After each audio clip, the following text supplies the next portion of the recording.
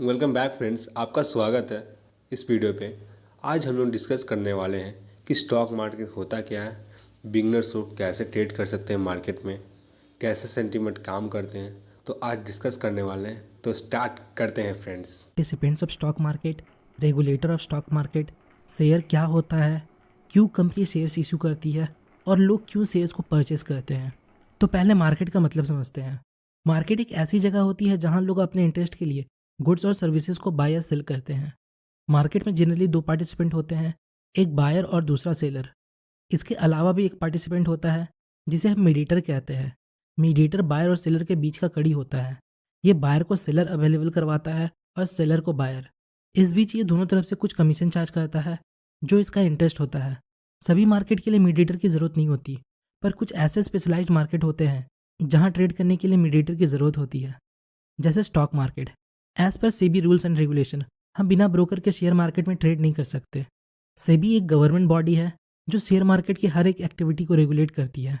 इसका पूरा नाम security and exchange board of India है। हम यहाँ मीडिएटर को ब्रोकर बोलते हैं, जो कि स्टॉक एक्सचेंज का मेंबर होता है। स्टॉक एक्सचेंज के थ्रू ही शेयर्स को बाय या सेल किया जाता है। इंडिया में मेनली दो स्टॉक एक्सचेंज है।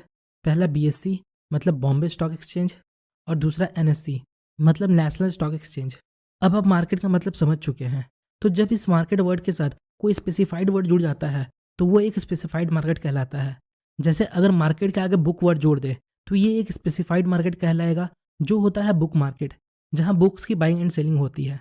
अगर मार्केट के आगे फ्रूट वर्ड जोड़ दे तो ये होगा फ्रूट मार्केट, जहाँ फ्रूट्स की बाइंग एंड सेलिंग होती है। ऐसे ही स्टॉक मार्केट एक स्पेसिफाइड मार्केट है जहाँ स्टॉक की बाइंग एंड सेलिंग होती है। तो अब आप सोच रहे होंगे क्या बुक्स और फ्रूट की तरह इसे भी फिजिकल मार्केट में ट्रेड करना पड़ता है? पर ऐसा नहीं है। स्टॉक्स को ट्रेड करने के लिए ब्रोकर्स आपको डिजिटल प्लेटफॉर्म प्रोवाइड करते हैं, जहां आप फ़ोन या पीसी के थ्रू स्टॉक मार्केट में ट्रेड कर सकते हैं। अब आपके मन में बहुत सारे क्वेश्चन चल रहे होंगे। शेयर होते क्या हैं, कंपनी क्यों शेयर इशू करती है, और पब्लिक या इन्वेस्टर क्यों शेयर्स को खरीदते हैं। तो शेयर होता क्या है?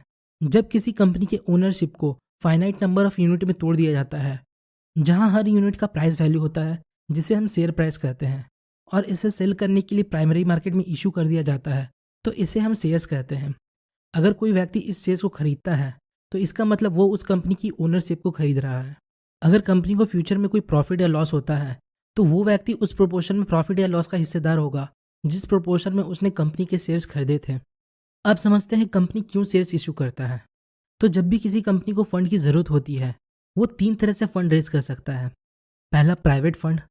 प्राइवेट फंड का मतलब कंपनी के खुद के पैसे जो उसने पास्ट के प्रॉफिट से रिजर्व करके रखा है। दूसरा डेप्ट। डेप्ट का मतलब कर्ज या लोन। कंपनी किसी बैंक या फाइनेंशियल इंस्टीट्यूट से लोन ले सकती है। तीसरा इक्विटी। इक्विटी मतलब आईपीओ के थ्रू शेयर्स इशू करके। आईपीओ का फुल फॉर्म होता है इनिशियल पब्लिक ऑफर। जब फ्रेश शेयर्स को इशू करते हैं तो उसे आईपीओ के थ्रू ही इशू किया जाता है। अब सवाल आता है कंपनी फंड रेज क्यों करता है। तो कंपनी फ्यूचर एक्सपांसन के लिए फंड रेज कर सकता है, किसी न्यू प्रोजेक्ट के लिए फंड रेज कर सकता है, और डेप्ट की पेमेंट के लिए फंड रेज कर सकता है। आप सोच रहे होंगे जब कंपनी लोन लेके फंड रेज कर सकती है तो शेयर्स इशू करके वो ओनरशिप क्यों डिस्ट्रीब्यूट करती है। तो इक्विटी रेज करने से कंपनी को बहुत से बेनिफिट होते हैं। जैसे अगर कंपनी लोन लेती है तो उसे बैंक को फिक्स इंटरेस्ट देना पड़ता है, चाहे कंपनी प्रॉफिट में हो या लॉस में।